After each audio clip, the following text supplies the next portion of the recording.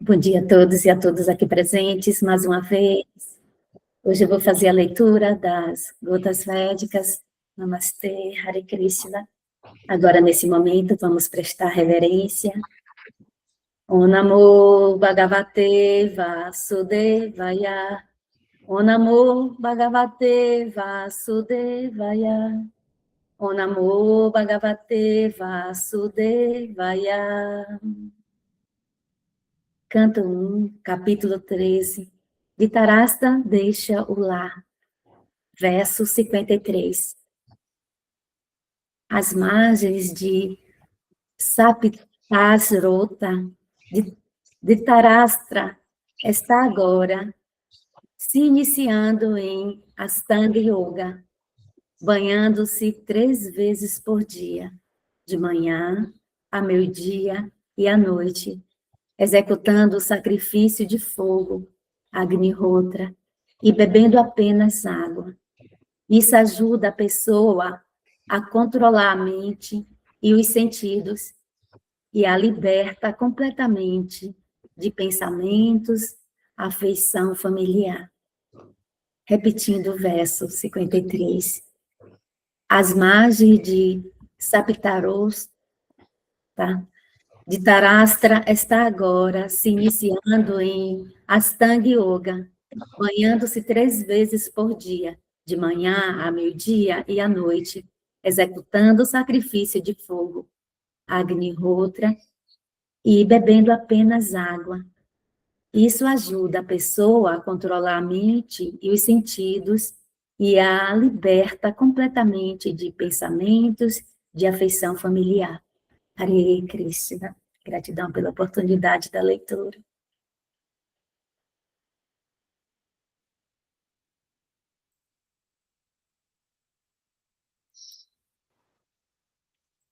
Então, você pode disponibilizar o sânscrito, por favor?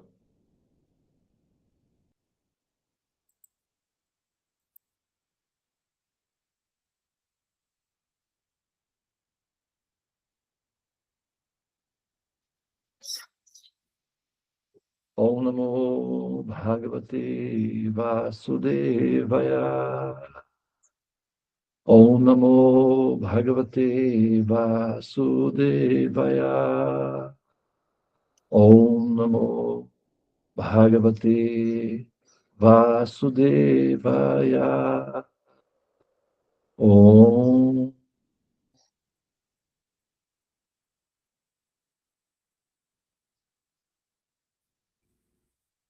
Srimad Bhagavatam, canto 1, capítulo 13, Dhritarashtra deixa o lar.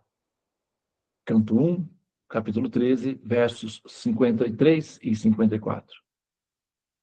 Om Snatva Bhanu Shabhanam Tasmin Hutva Shagnin Yata Diji Abhaksha Upashantatma Saasti Vigatai Shannaha. Om.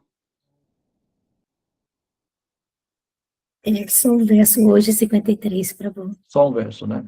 Por favor, então, a tradução. Novamente. Sim.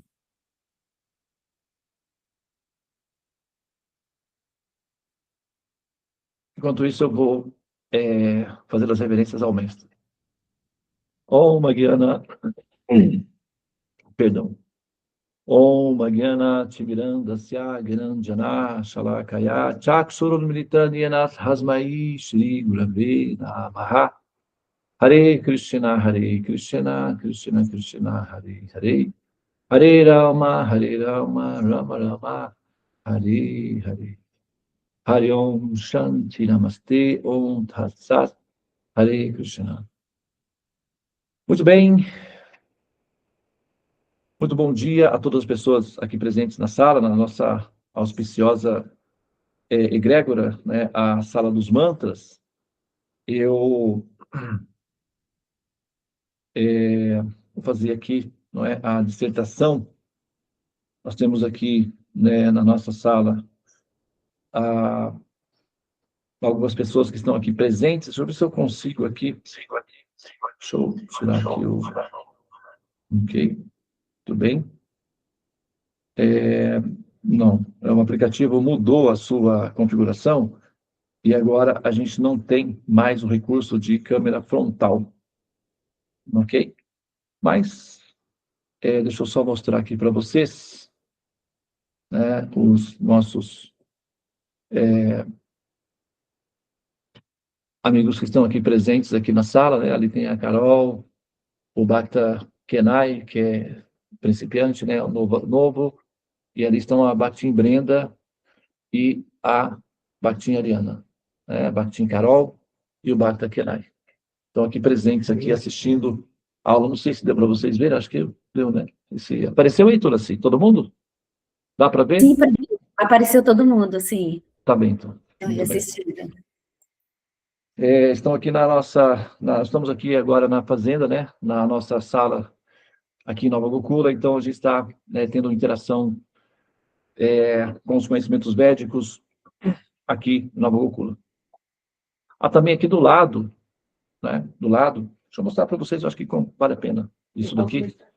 Mostra lá, então, Brenda, por favor, abra sua câmera e mostra ali do lado, nós temos um outro participante especial, né? Deixa eu ver. Eu acho que, para mim, não está aparecendo aqui, não, por causa da tela.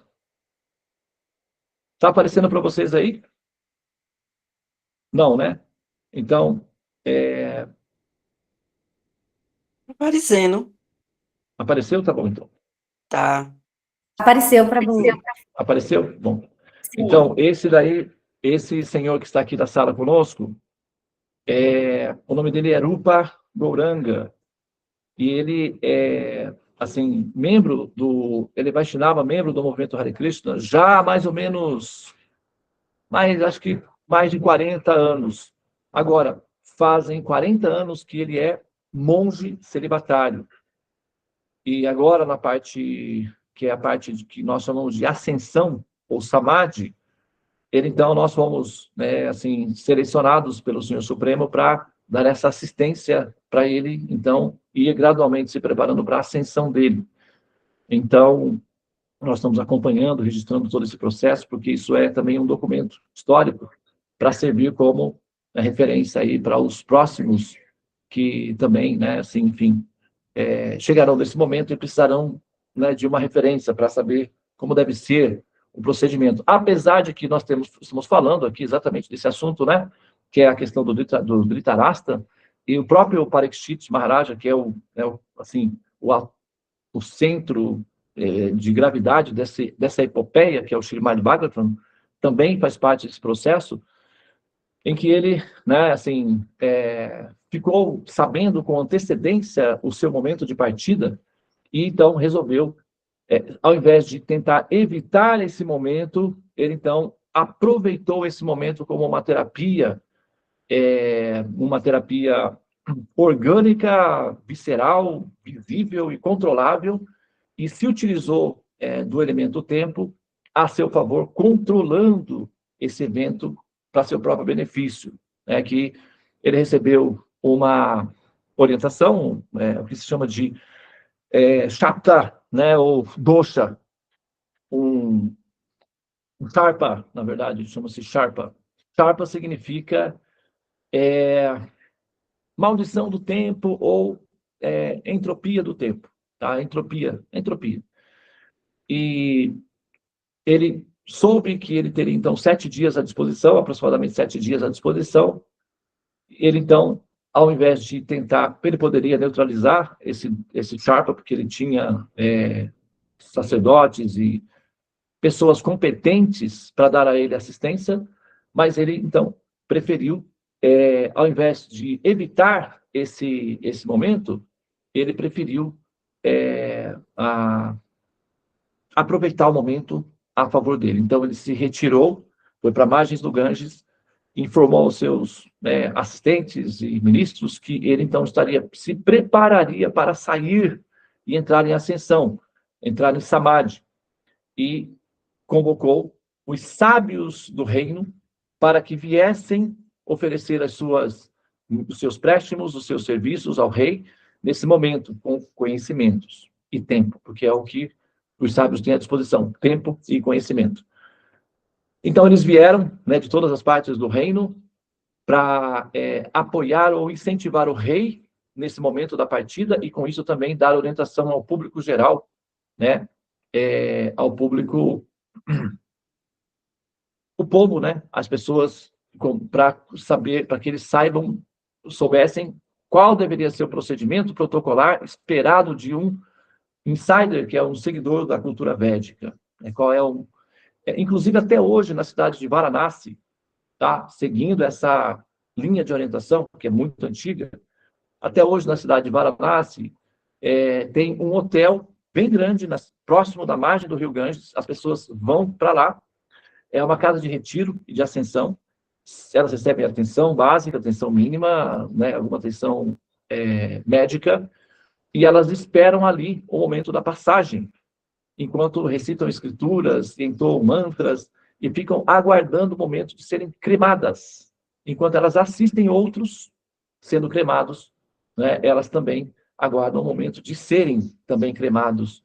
E elas se preparam psicológica e espiritualmente para isso, enquanto acompanham a dinâmica daqueles que estão já na fase da cremação. É um hotel, e esse hotel também aceita visitantes para conhecer a dinâmica e, eventualmente, fechar acordos com o hotel para que no futuro, né, caso você precise dos serviços, você terá um quarto à sua disposição para essa função. Tá? Eu, particularmente, tenho uma foto minha em que eu preparei um corpo, pessoalmente, para essa função, mas não em Varanasi, que é a cidade mais característica para isso, em Mayapur, né? Inclusive, assim que cheguei em Mayapur,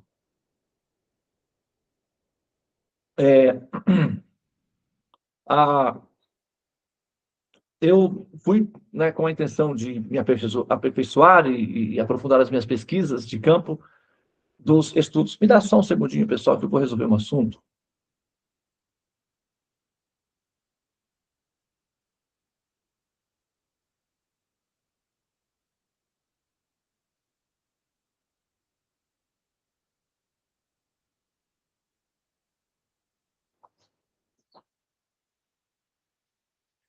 E assim que eu cheguei em Mayapur, eu comecei a estudar e a buscar livros, por intuição, livros que não estavam à disposição no protocolo, né, na cartilha, e acabei encontrando uns livros lá que não eram considerados desautorizados, mas eles eram considerados esotéricos demais, até mesmo para o público interno, que é nos casos Hare Krishnas, né? Onde eu estava interagindo lá na comunidade de Mayapur. Mas eu acabei descobrindo esses livros e simplesmente esses livros produziram em mim uma revolução, uma segunda fase da minha experiência espiritual dentro da senda do Vaishnavismo. Esses livros abriram portas para uma outra dimensão de informação que eu não tinha acesso aqui no Brasil. Eles só estavam em inglês. E aí eu também tive que aprender um pouco de Bengali, a língua local, e Ami Bangla Shikbo. Quer dizer, eu aprendi, né, eu estou aprendendo ainda um pouco de Bengali para poder entender as nuances, né, dessas informações, e acabei fazendo amizades com os sábios locais, com os gurus locais, com os Vaishnavas locais, mais retirados das vilas, que é onde eles preservam certas tradições que não estão escritas nos livros. Então, muitas das coisas que eu aprendi e falo não estão presentes no protocolo dos livros. São coisas que nós aprendemos na interação com os habitantes locais, que são milenares, conservadores, no sentido de que eles preservam as informações no sistema de ainda oral, e a gente tem acesso a essas informações a partir deles, tá? Então, muita coisa não está escrito nos livros. Então, por conta desses livros que falam sobre esses assuntos que não estão nos livros, né, eu acabei encontrando a fonte viva, orgânica dessas informações, que são as pessoas das vilas, que são os anciãos, né, os anciãos.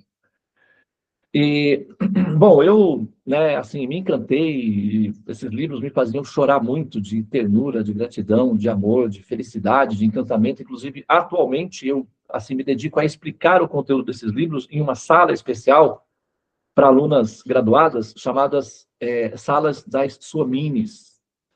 E somente essas alunas graduadas têm acesso a essas informações, não porque essas informações sejam secretas, elas são abertas, mas elas só conseguem ser entendidas por certas condições de conhecimentos prévios. Então, a gente tem algumas considerações prévias, e se a aluna passar por todas essas fases anteriores para adquirir a estrutura básica do conhecimento, pode, então, ter acesso à nossa sala confidencial, chamada Suomini. É uma sala confidencial, mas é uma sala restrita, hermética. Ela é aberta apenas para aqueles que alcançam essa fase, e não há cobranças intermediárias para que a pessoa possa ter acesso a elas. Tá? Então, a gente não faz isso para não extorquir, mas para tirar vantagens financeiras das pessoas. Todas as nossas salas e cursos, eles são normalmente gratuitos. O único curso da CEVA que é pago é o curso de astrologia, que é o meu trabalho, tá? E as pessoas não são obrigadas a fazer o curso de astrologia também. Né? A maioria de vocês talvez nem nunca tenha ouvido falar que a gente tem um curso de astrologia na CEVA. Né? E também nenhuma pessoa que participa da CEVA é orientada ou obrigada a fazer o mapa astral comigo. Tem muita gente que participa da CEVA que nunca fez uma consulta astrológica comigo, tá? Então, não existe essa dinâmica de seduzir para depois fazer esse fechamento, esse... Como é que fala? Venda casada, né, pessoal? Chama venda casada. Venda casada. Eu nem sei como é que funciona esse mecanismo aí, mas não é o meu caso, tá? Eu não tenho esse movimento aí, tá bem? Então, eu conheci esses livros e eu tinha esses livros no meu coração, eu andava com esses livros. Uma vez, dentro do metrô da Coreia do Sul, né, vocês sabem uma coisa assim, a princípio, quando você vai nesses lugares, Japão, Coreia do Sul, a sensação que tem é que você está num mundo homogêneo, no Brahman, é tudo um. São todos iguais, tudo parecido. E quando você entra no metrô, lotado, aí que essa sensação, essa homogeneidade prevalece.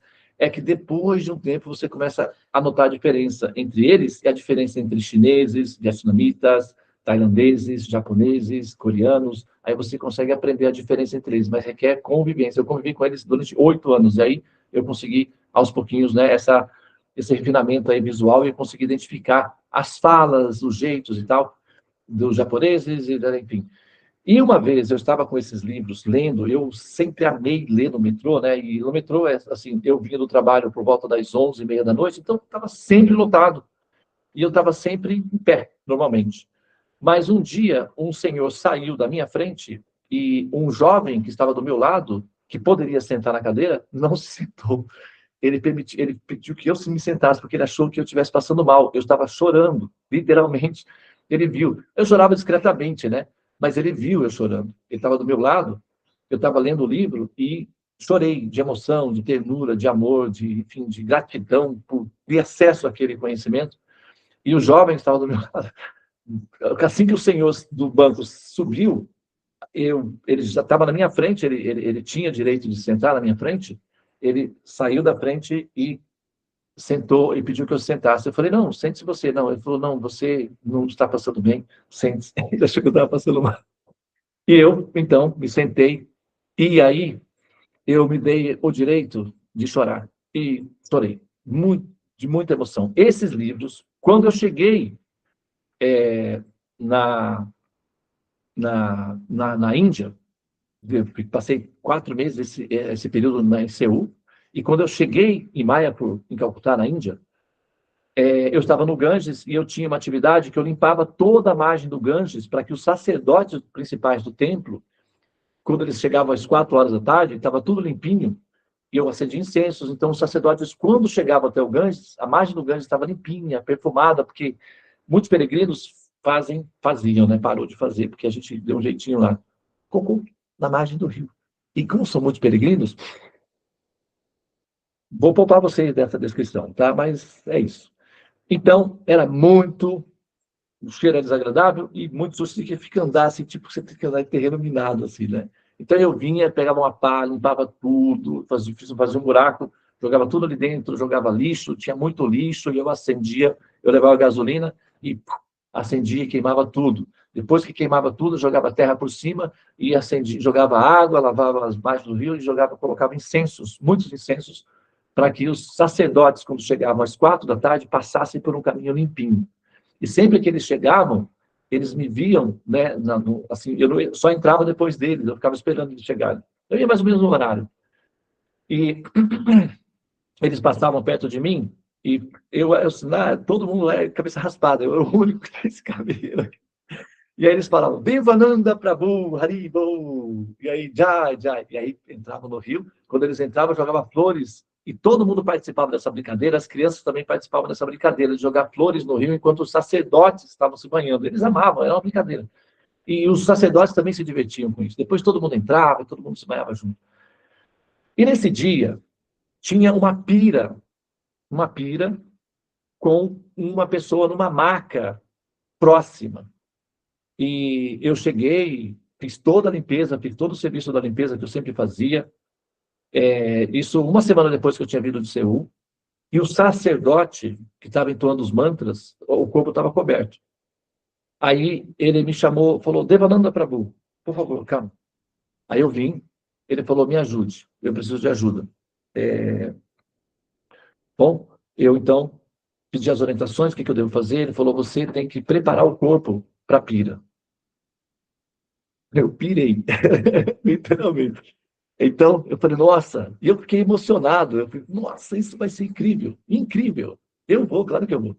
Aí ele disse, faça assim, pega o cúrcuma, ele passa o sândalo, e depois você passa o cânfora, e eu vou acender a tocha, e você ateia o fogo. Eu falei assim, e aqui se deve a essa honra. Ele disse, você é um Vaishnava.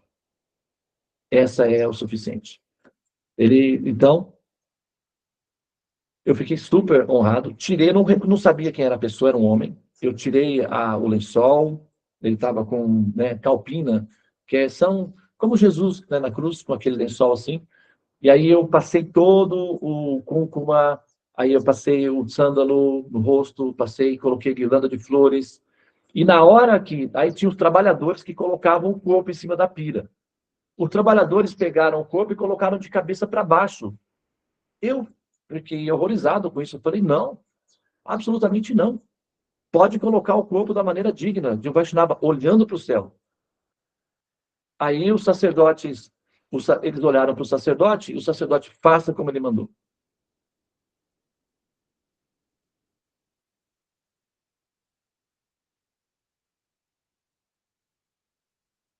Os trabalhadores desviraram o corpo, ele ficou na posição correta, eu coloquei uma guirlanda nele, a esposa dele estava acompanhando tudo, próximo, estava vendo tudo. E eu não sabia que a esposa dele estava presente, né?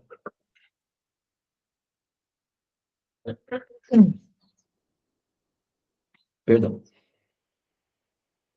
Bom, aconteceu o quê? Eu coloquei a guirlanda nele, coloquei fiz uma mantrinha no Agya Chakra, no Anahata Chakra e no Manipura Chakra, que é o que nós fazemos, né? E ofereci ele a Vishnu. Acendemos a pira, o fogo, ficamos lá até o corpo todo virar cinzas, absolutamente cinzas. Nós recolhemos as cinzas, colocamos um pote com terra do Ganges, da margem do Ganges, com as cinzas, alguns fragmentos de ossos sobraram. Fechamos tudo num pote de cobre, de bronze, colocamos flores com tulasi e entregamos para a esposa. A esposa entrou no barquinho, foi até o centro do Ganges, acompanhado, né, com outras pessoas, e fez os mantrinhas e colocou o pote no Ganges e voltou. Quando ela voltou, eu estava a uma certa distância. Ela veio na minha direção.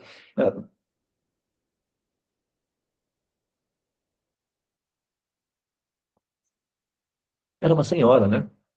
Ela veio na minha direção.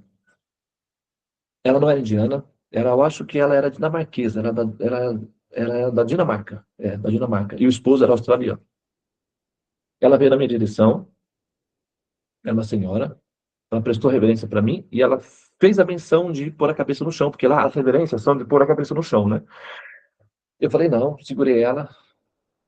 Ela disse, muito obrigado a você.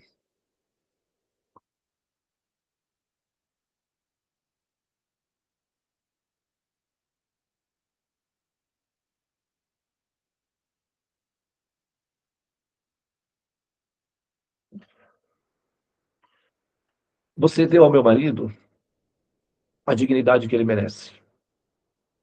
Você me representou plenamente. Eu tenho uma dívida de gratidão com você. Por favor, vá na minha casa, que eu quero te dar presentes. Ela era minha vizinha, eu não sabia. Ela morava em frente do apartamento que eu morava. Eu não sabia. Porque elas viajam muito, né? Então, no verão, o pessoal foge tudo da Índia. Ninguém fica lá. Foge tudo igual sorvete.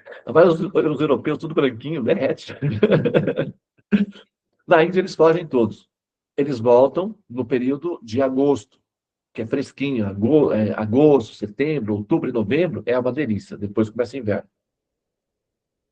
Aí, eu fui daí, eu tomei banho e tal. No outro dia, eu fui na casa dela. Ela me deu uma caixa de livros, todos pessoais.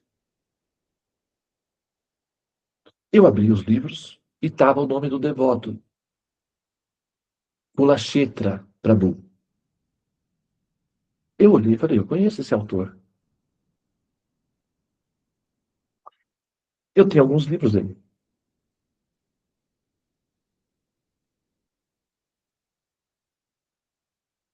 E eu aprecio muito. Como que você... Eu, inclusive, tenho curiosidade de conhecer esse autor. A senhora conhece?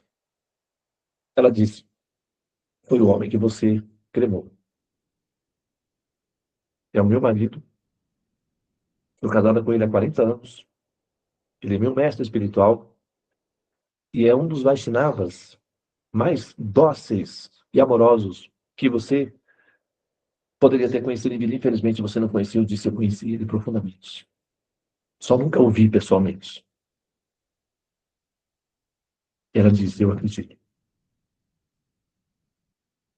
Ela me deu um envelopezinho com um dinheiro da China, que eu fui depois, comprei tudo de picolé e dei para a garotada. E esses livros estão comigo, preservados até hoje na Índia, onde eu tenho meu apartamento lá com as minhas coisas.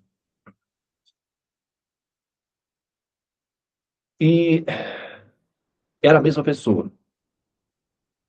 Então, as chances disso ser meramente uma função aleatória ou casual, o professor Einstein dizia certa vez, é uma questão de decisão. Tudo pode ser entendido como um milagre, ou tudo pode ser entendido como fatos aleatórios. Você decide. Do zero para cima é infinito. Do zero para baixo também. E qual é a sua decisão? Jesus dizia: aqueles que são mornos são regurgitáveis. E, bom, e por que nós estamos falando isso?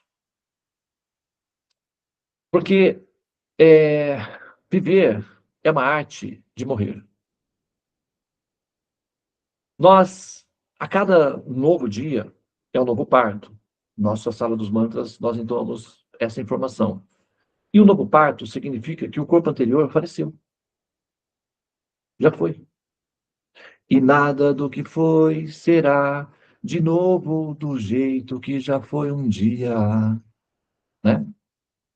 Demócritos dizia, pois é, um homem não entra duas vezes no mesmo rio. Então, viver é uma arte de morrer. Nós estamos aprendendo a fazer, enquanto vivemos e adquirimos os conhecimentos. Tá?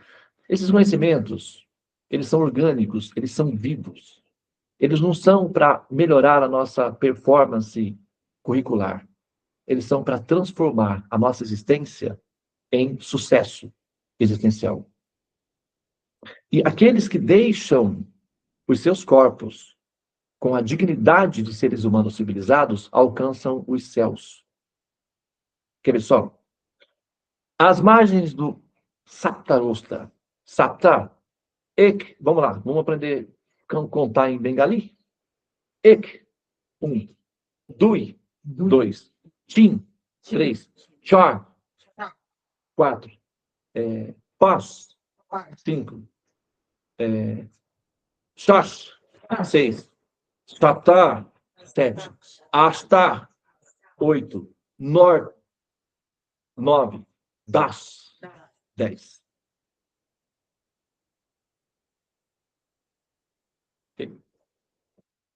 Ek, dui, tin, char, pas, shas, sapta, asta, norta. Dasta. Das 10, ok? Então, é assim. Então, olha aqui, ó. A margem do sapta. Ek, dui, tin, shas, pa, ek, dui, tin, char, pas, shas, sapta. 7. Quantos chakras nós temos? Olha aí que coincidência. Tinha que ser. Mas olha só. Ai, quem sabe ler. Um pingo é o suficiente. Mas aqui tem um texto enorme. Sapta significa 7. As margens do Sapta, ou seja, diante dos 7 chakras, olhando para essa função de tecnologia de futuro, Dhritarashtra está agora se iniciando em Ashta.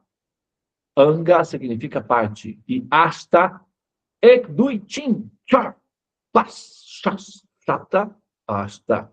8. Ah, mas Devananda, aí está tudo errado, porque só tem 7 chakras. O 8º é já na transcendência. É o fim de tudo.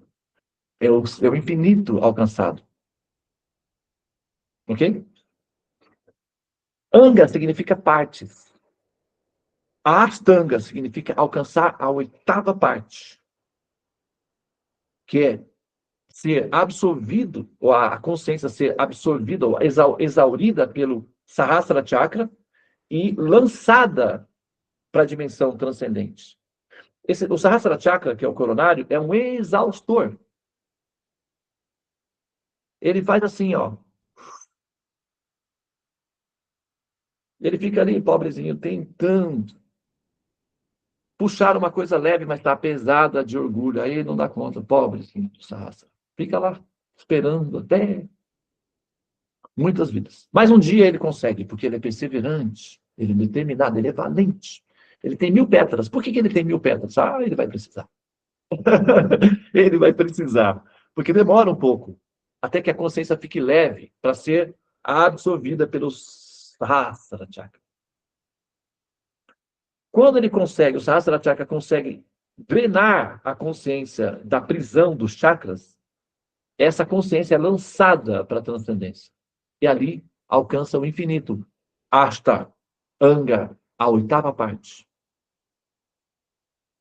E dessa 8ª parte infinita, ela se aperfeiçoa até chegar à 9ª e final parte, que é quando ela se torna conquistadora ou controladora do Senhor Supremo, devido à intensidade de amor.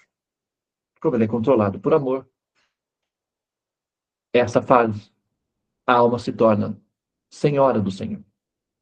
Não porque ela quer, mas porque é assim que é. Naturalmente. Assim como um bebê na sua casa é o senhor de si, ou o senhor de ti, e o senhor da família toda.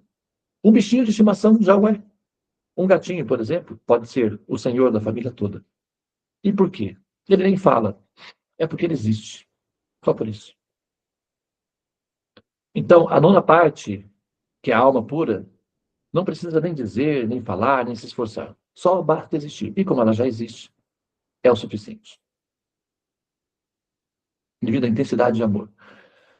Então, Dhritarashtra, em Ashtanga Yoga, banhando-se 3 vezes por dia. Olha aí, por que tem que ser 3? Não podia ser só uma? Tem gente que nem isso faz. Tem gente que para fazer 2, Tem gente que canta pro chuveiro: chuveiro, chuveiro, não faça assim comigo. Chuveiro, chuveiro, não molhe o seu amigo. Tem isso ou não tem? Ou eu tô obsoleto? Tem gente que foge, viu, do chuveiro. Ele tomava banho 3 vezes por dia. E por que isso? Quem sabe ele tivesse a intenção de fazer isso para o corpo, para a mente e para o espírito, que são as nossas dimensões tridimensionais. Corpo, mente e alma. Para qualificar essa função, para transitar entre as prisões, as celas, que são os chakras, sem ficar condicionada a eles, sem ser atraída. É uma espécie de, vamos dizer assim, de campo magnético que, de polo equivalente, para usar a força eletromagnética dos ímãs, que são chakras, não para atrair, mas para repelir e assim empurrar para si. É mais inteligente, porque você aproveita a gravidade dos chakras. Muito bem. Então, 3 banhos ao dia converte essa polaridade. Vai que dá certo. Costuma dar. De manhã, ao meio-dia e à noite. Executando o sacro ofício de fogo, ou Agnihotra, o que também nós chamamos de Jagya. Executando o Jagya de fogo, o Agnihotra, bebendo apenas água. Gente, vocês já colocaram uma gota d'água no microscópio? Quem já viu? Pega no YouTube e coloca uma gota d'água no microscópio. Existe um universo inteiro de bactérias, e bactérias é proteína. Então, água alimenta. Muito. Água não é uma coisa neutra. Ela é muito nutritiva. Inclusive, tem pessoas que bebem água em jejum e isso é considerado quebra de jejum. Para aqueles que são mais radicais, né? Felizmente, as meninas estão liberadas disso, porque elas têm útero e não pode faltar líquido no corpo delas. Então, para as mulheres, beber água em jejum é autorizado. Sintam-se felizes por serem mulheres, viu? Agnihotra bebendo apenas água. Isso ajuda a pessoa a controlar a mente e os sentidos e a liberta completamente de pensamentos de afeição familiar. Ah, Devananda, aí não. Aí não dá. E por que eu deveria romper os meus relacionamentos, afeição familiar? Olha só, tem um ditado que diz assim, dar um passo para trás para pegar impulso para dar vários para frente. Nesse momento, a sua afeição familiar, a sua lembrança das pessoas da sua família, te puxa de volta para elas. Você renasce entre elas, então você acaba também condenando elas ao renascimento. Parece ser amor, mas é uma condenação para aqueles que fazem parte do seu grupo, do seu clã, da sua árvore genealógica, da sua família. Entretanto, aqueles que ascendem aos céus arrastam consigo o grupo todo. Vocês já assistiram um jogo da seleção brasileira alguma vez? Não aquele do 7-1, outros, claro, né? Esse daí a gente nem sabe que existe mais. Mas, olha, quando você está assistindo um jogo do seu time preferido, está 0-0. Uma pessoa vai lá e faz um gol. Foi uma pessoa. Quem se beneficia? Todo o clã. Todo o clã. Você faz parte de um time, de um clã, que é uma árvore genealógica. Se você fizer o gol, pode ser que muita gente comemore junto e festeje. Na verdade, é assim que funciona. Nunca é individual. É sempre coletivo. Então, se você se liberar, o seu clã se beneficia. Mas se você ficar apegado a eles, nesse momento, e não olhar para o futuro, você volta para eles. E aí, todo o investimento feito em você fica como uma moeda de ouro no fundo do mar. O grupo todo perde junto. Imagina um time. 45 minutos do segundo tempo, 0-0. Final de campeonato. Tem um pênalti. Ele vai chutar a bola. e chuta para fora. Ai, que peninha. Poderia ter sido diferente. Mas o time perde. Porque 0-0 não é neutralidade. 0-0 é uma perda. E aí volta a renascer. Então, no momento de fazer a passagem, você deve focar a sua mente no absoluto, nos pés de lótus do Supremo. Mas se durante a sua vida não houver esse treinamento, essa fisioterapia, essa prática, você vai pensar no gatinho, no cachorrinho, no namorado, na mãe, no pai, no filho. E aí você condena essas pessoas a uma perda. Excesso de afeição familiar, nesse momento, é como droga. Qual é a diferença entre remédio e droga? A dose que você usa. Para viver a vida, a afeição familiar é boa, porque permite você ter boa companhia e desenvolver empatia e compaixão. Na hora de abandonar o corpo, é veneno. São como sapatos. Sapatos são amigos até a entrada da casa. Da entrada para dentro, se torna inimigo. Traz doenças, impurezas, contaminações. Discriminação é autorrealização. Aquele que não conhece, não sabe conhecer a função de uma emoção, está numa prisão. E todas as considerações, a partir daí, são descrições dos detalhes dessa prisão. Acaba sendo uma redundância. Ok? Sobe só mais um pouquinho para finalizar, Tulas, que eu vou concluir a minha fala agora.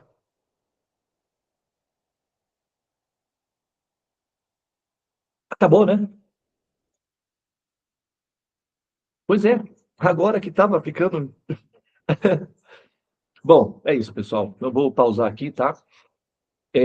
Mas, se alguém quiser, sabe, me acompanhar numa música, então, eu acho que esse é um bom momento. O que você acha, Tulas? Eu vou encerrar aqui, tá? Eu acho ótimo, né? Uma música aí para finalizarmos. Tudo bem? E assim, dando um aviso ao pessoal que encerramos o capítulo 13, amanhã iniciaremos o capítulo 14. Hare Olha Krishna. só. Namastê, Hare Krishna, Krishna Krishna, Hare Hare, Hare Rama, Rama Rama, Hare Hare. Ó energia suprema, amor divina, ó Mahamantra, auspicioso libertador do ser, desperta-me, eleva-me, envolve-me, protege-me. Hare Om Shanti, Namastê, Om Tat Sat, Hare Krishna.